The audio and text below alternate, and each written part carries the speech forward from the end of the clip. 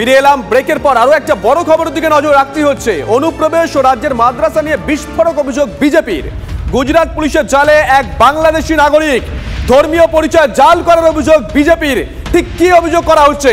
প্রদীপ্ত কান্তি ঘোষ আমাদের সঙ্গে রয়েছেন, আমাদের সহকর্মী টেলিফোনে। প্রদীপ্ত, দেখো, সুকান্ত মজুমদার যে অভিযোগ করছেন তা হলো গুজরাট পুলিশ একজনকে হাতে নাতে ধরেছে এবং সেই যাকে হাতে নাতে ধরেছে সে নিজের ধর্মীয় পরিচয় তিনি গোপন করে, অর্থাৎ তিনি যেটা সরাসরি তারা বলছেন যে একজন বাংলাদেশি মুসলিম, তিনি এই রাজ্যের মাদ্রাসা থেকে ভুয়ো নথি জোগাড় করে তিনি হিন্দুতে নিজেকে কনভার্ট করেছেন। এবং হর্ষ সাংঘি গুজরাটের একজন মন্ত্রী, তিনি এই বিষয়টি এক্স মাধ্যমে সামনে নিয়ে আসেন এবং তিনি বলেন যে সুরাট পুলিশ এই গোটা ব্যাপারটি সেই যুবককে অ্যারেস্ট করেছে এবং সেই বিষয়টিকে সামনে নিয়ে এসে সুকান্ত মজুমদার বলছেন যে এ রাজ্যে মাদ্রাসার জন্য 5,530 কোটি টাকা বাজেটে বরাদ্দ হয়।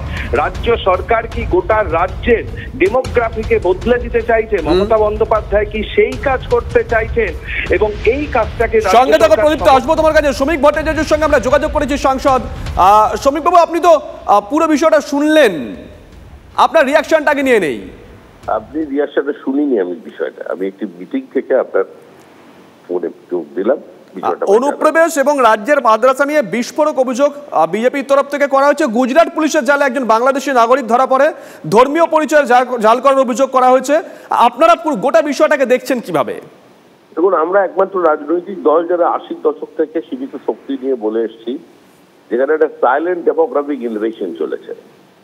সমস্ত সীমান্তবর্তী জেলার জনসন্তুলন এর যে ডিজাইন সেটা বদলে যাচ্ছে। একটা বিরাট যুদ্ধে ভারত দখলের চক্রান্ত, গ্রেটার বাংলাদেশ তৈরির চক্রান্ত এবং বিভিন্নভাবে ধর্মীয় মৌলবাদের ভারত বিরোধী কার্যকলাপ, প্রকাশ্যে বিবৃতি, প্রকাশ্যে মিটিং চলেছে, ধর্মীয় সমাবেশ। শুভবুদ্ধি সম্পন্ন সংখ্যালঘু মানুষটাকে সমর্থন করেন না, কিন্তু দুর্ভাগ্যবশত এই সরকার যেভাবে একটা কমিউনাল হাইপ তৈরি করেছে, বিজেপি বিরোধিতার নামে তারা কার্যত সংখ্যালঘুদের খেপিয়ে দিচ্ছে বিজেপির বিরুদ্ধে। আর এই সুযোগটা নিচ্ছে কিছু ধর্মীয় ওপার থেকে আসা মৌলবাদী। আজকে রোহিঙ্গাদের এখানে আশ্রয় দেওয়া হয়েছে। আজকে যে বাংলাদেশের প্রধানমন্ত্রী ঢাকঢোল পিটিয়ে নরেন্দ্র মোদীর পাশে বসে শান্তিনিকেতনে রোহিঙ্গাদের সম্পর্কে বলে গেলেন, আজকে রোহিঙ্গাদের থেকে তারা মুক্তি চাইছেন, মুক্তি পাচ্ছেন না। তাদের গোটা পর্যটন ব্যবস্থা বিপর্যস্ত হয়ে গেছে কক্সবাজারে। এই পরিস্থিতির মধ্যে দাঁড়িয়ে যেভাবে বিভিন্ন জায়গায় প্রকাশ্যে একটা ধর্মীয় বিভাজনের কথা তৈরি করা হচ্ছে, একটা ভারতবর্ষটাকে দারুল হার্ব মানে যুদ্ধভূমি বলে চিহ্নিত করে ছোটদের শিশুকাল থেকে পড়ানো হচ্ছে, তাদের শেখানো হচ্ছে এটা দারুল ইসলামে রূপান্তরিত করতে হবে। এই ভাবনা তো আগে ছিল না, থাকলেও একটু সুপ্ত ছিল, কম ছিল। এটা একটা 1944-46-এর স্থিতি পশ্চিমবঙ্গে ফিরিয়ে আনছেন এবং সেই ফিরিয়ে আনার জন্য পুরো কৃতিত্ব তৃণমূল কংগ্রেসের। যে ভাষায় সুরাবর্দী অ্যাড্রেস করতো সেই ভাষায় কার্যত রাজ্যের মুখ্যমন্ত্রী বক্তৃতা করছেন। ধর্মীয় সমাবেশে দাঁড়িয়ে তিনি বিজেপিকে আক্রমণ, নরেন্দ্র মোদীকে আক্রমণ করছেন। ফলে এখানে যারা এই ধরনের ধর্মান্ধ মৌলবাদী আছে, যারা সিভিল লোকজন আছে, যারা টুকরে টুকরে গ্যাংয়ের লোকজন আছে, যারা ভারত বিরোধীরা এখানে মত্ত থাকে, তারা এখানে সেটা সেই তৈরি করছে।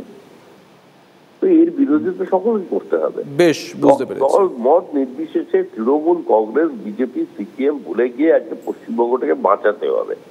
রাজ্যটা থাকলে তবেই দল থাকবে আমাদের, তবেই মতপার্থক্য, মতভেদ থাকবে, নির্বাচন থাকবে, ব্যালট পেপার খেয়ে নেওয়া থাকবে, জলে ফেলে দেওয়া থাকবে, ইভিএম বক্স, এগুলো সবগুলো থাকবে। কিন্তু যদি রাজ্যটাই না থাকে নিজেদের কন্ট্রোলে, কি হবে? ধন্যবাদ শ্রমিক বাবু। মোহাম্মদ সেলিম নিয়ে কি বলেছেন শোনাবো।